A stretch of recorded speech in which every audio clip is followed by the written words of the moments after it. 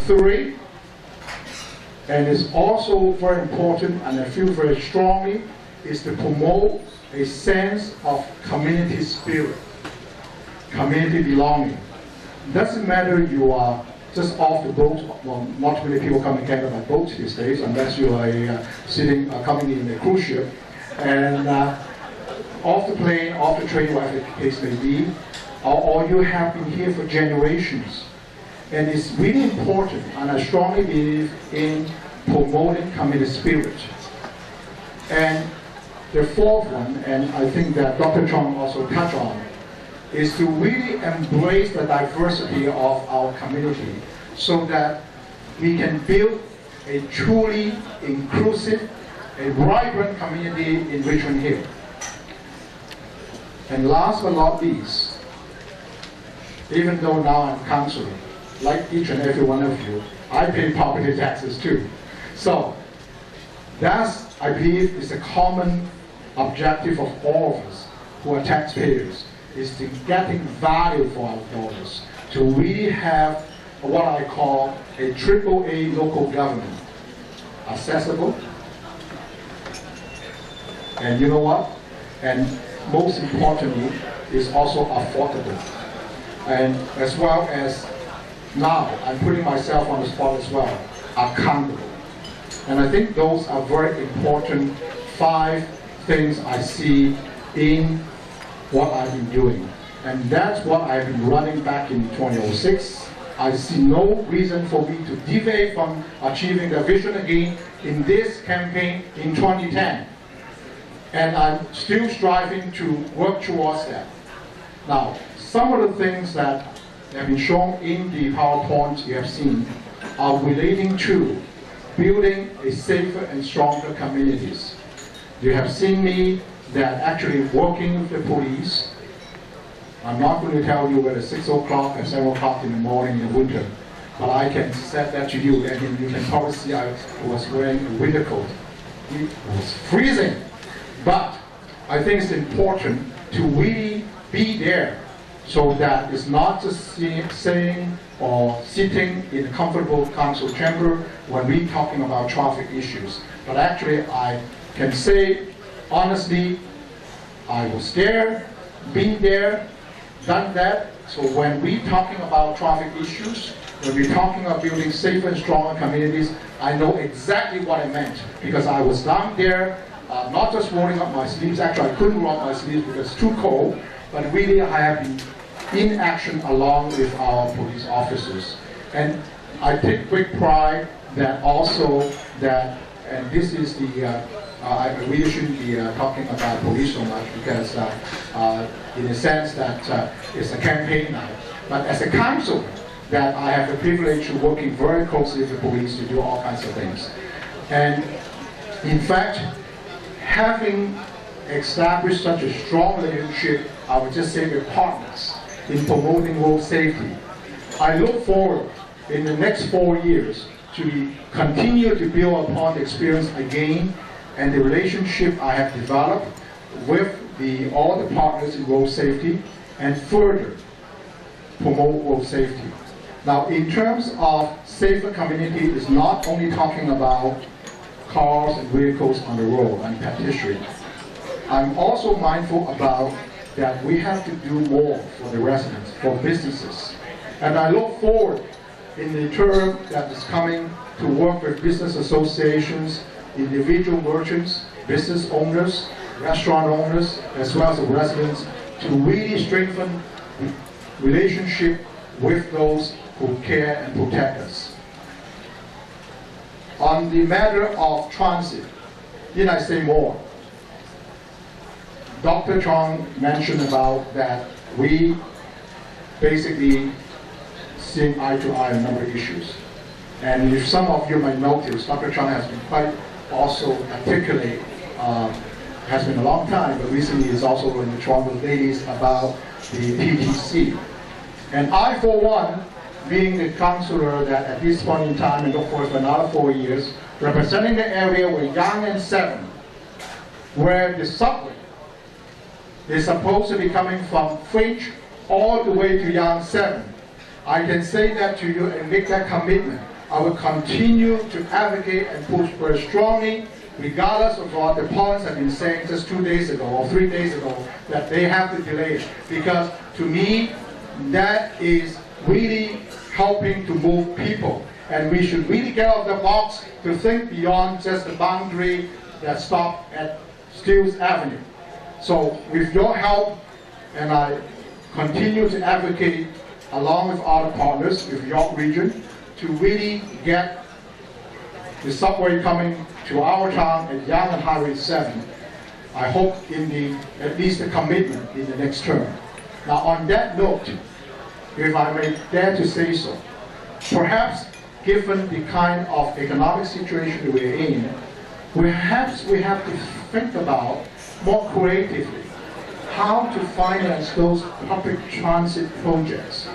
I am not quite sure what Dr. John will think about that, but I, for one, I see for each and every one of us, the important part is how to get the infrastructure done, not so much about, in terms of whether everything should come out from the public dollars. And on that, I will continue to push for that, along with the province as well has committed to have the Viva expansion on both Highway 7, actually right outside here, and Yonge Street. Now the good news about the budget, provincial budget on last Thursday, is that they have not canceled that project. They're just going to delay in terms of funding. So I will work damn hard with my colleagues in the next term, with the people's support, to continue to push for more timely expansion of all these public transit, including Viva or Highway 7 here and Yonge Street. Talking about Yonge and Highway 7, I'm not quite sure you have seen, actually one of the PowerPoint slides show, I was pointing out something more like urban cities you're seeing is somewhere south of Steeles, with buildings that might be going beyond 20 stories. And you know what? Haven't really gone through the last 3 years.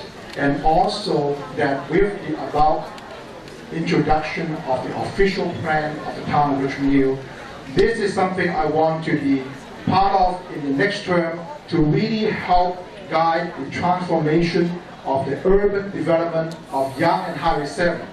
I'll just give you an idea what the planner are envisioning in Yonge and 7. In the next 25 years, you will be seeing that there will be a mobility hub. And I like to believe it's not yet, but when the subway is coming, then you will have one mode of transportation, the subway. We already have the GO train station there, Lansdowne station. Some of you might be already using it. The Viva bus terminal, Richmond Hill Center terminal, and the GO buses, as well as the fifth mode of transportation the province is promoting, a 407 transit way, is also going to loop in there. And with those kind of 5 different modes of transportation, the number is there for urban development. I dare to say perhaps in 25 years that Yonge and 7 is not the town of Richmond Hill you're seeing today. And I'd like to have the opportunity, with your support, with your friends' support, and the voter support, to continue to play a part to guide this urban transformation in the way that is right for our community. As well, I have talked about really promoting an inclusive, vibrant community. And to that end, I don't think I have to say much. You can look around the community in Richmond Hill. Don't just listen to councillors or what other people are saying.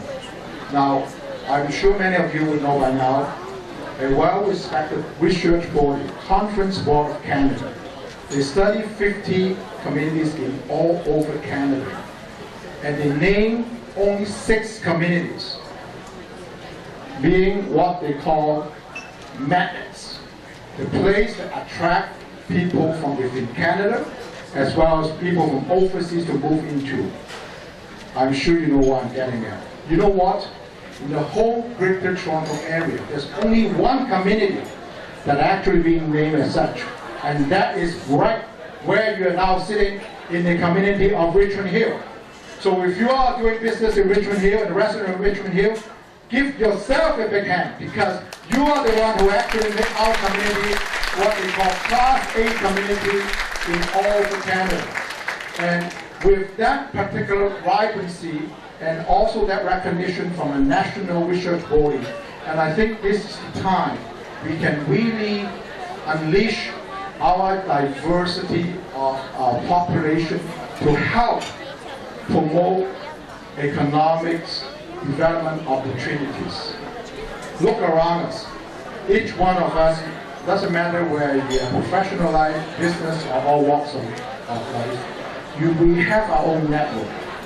And imagine if we can really unleash and capitalize on the diversity of our population, we can do much more with the recognition by Conference Board of Canada that really build economic opportunities both within Canada and abroad. As well, I don't need to tell you, I know that a number of people are very active in real estate business in here. Richmond Hill is really in strategic central location. Richmond Hill just developed on both sides of Yonge Street. And you know what? If you're looking at the major east-west corridor, most people would say 407. So need I say more? Location, location, location.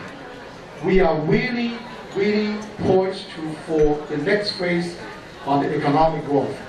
And I want to make sure in the next term I can build on the relationship I have established with many of you here and those people who may not be here to further making Richmond Hill truly a Class A city, like a magnet from all over Canada and across the world.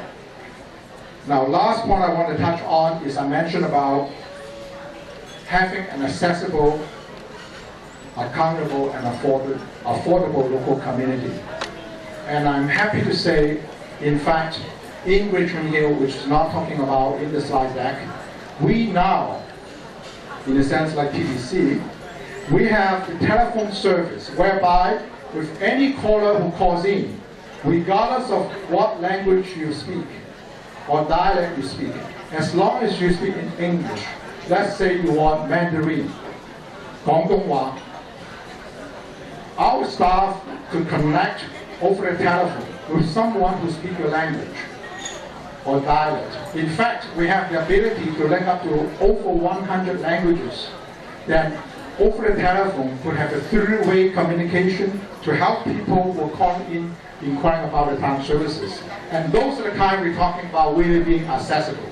And I would like to further promote further services so can truly be one-stop services to offer all.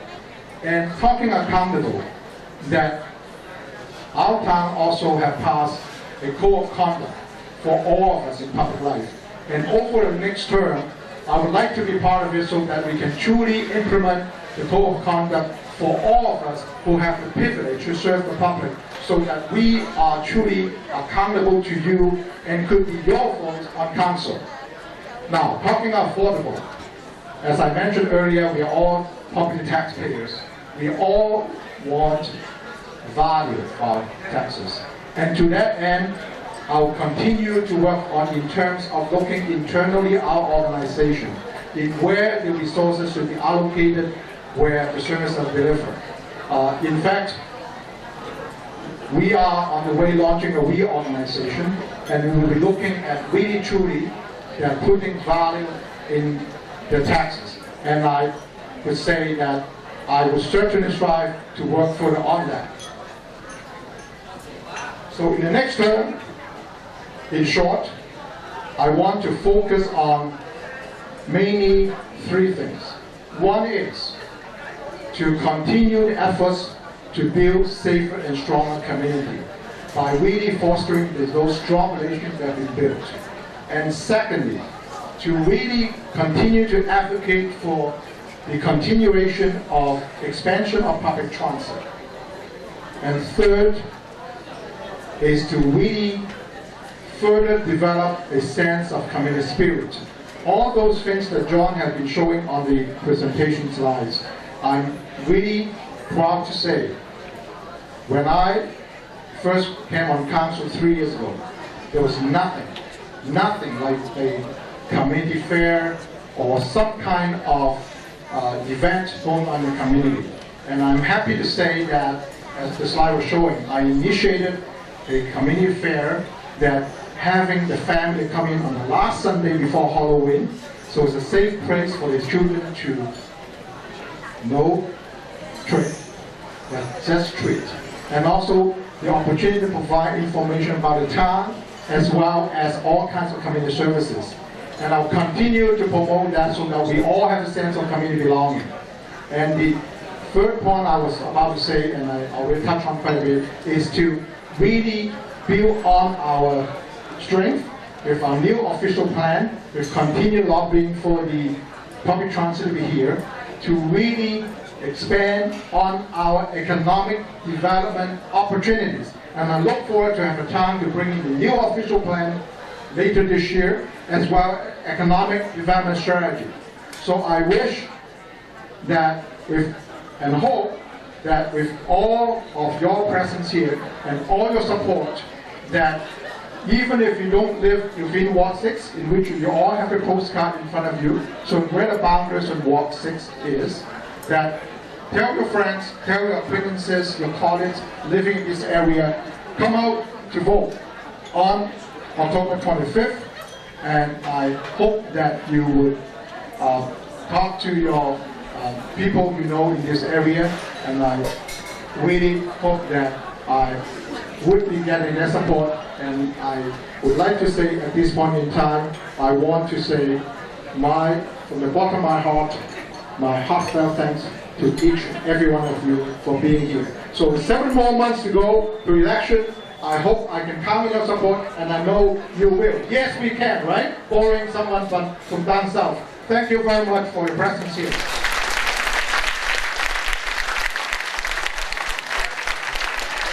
Thank you.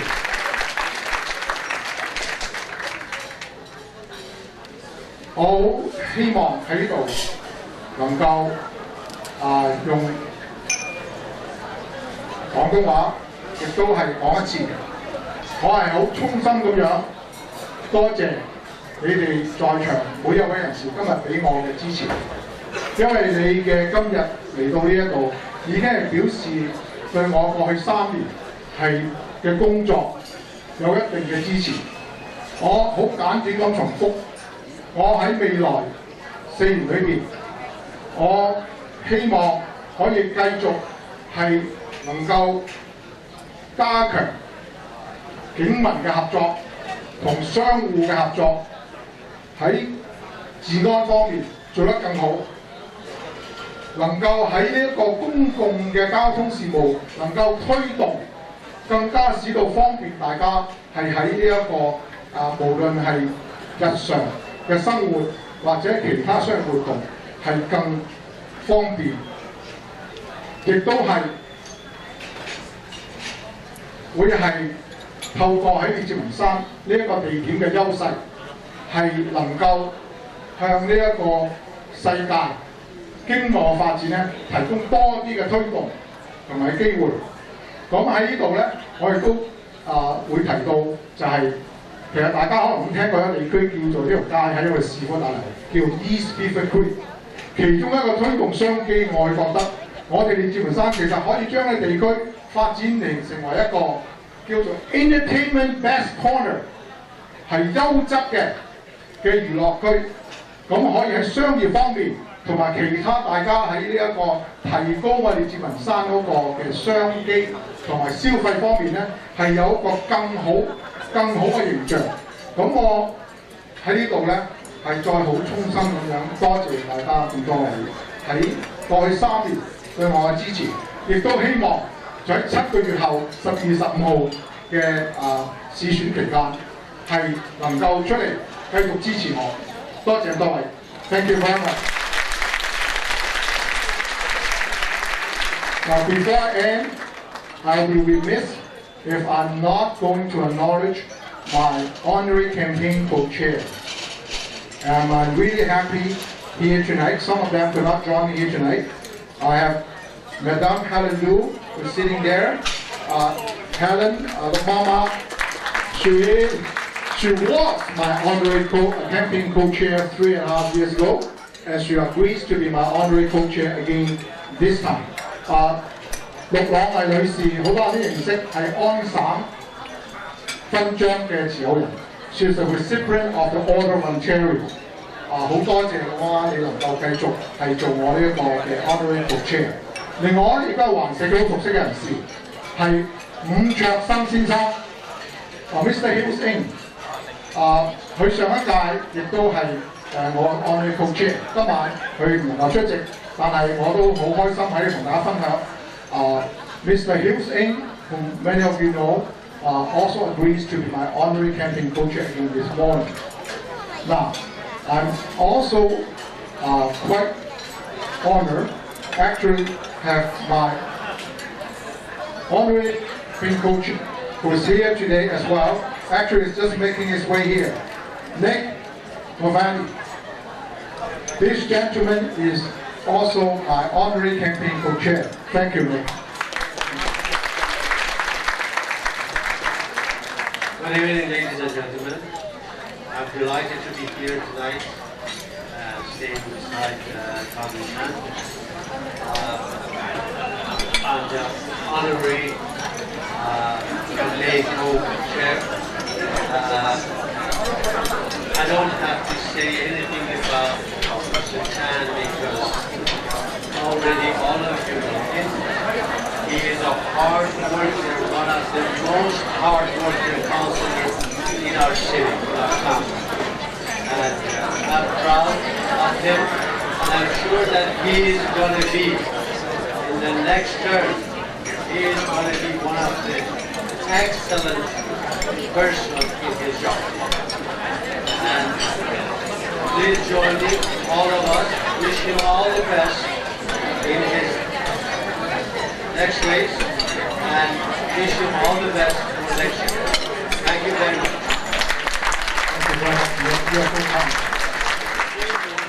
I should also mention the other honorary co-chair who don't happen to be here tonight is also Mr. Michael Godwin. Some of you might not know him, but Michael has been around in the Richmond community for a long time.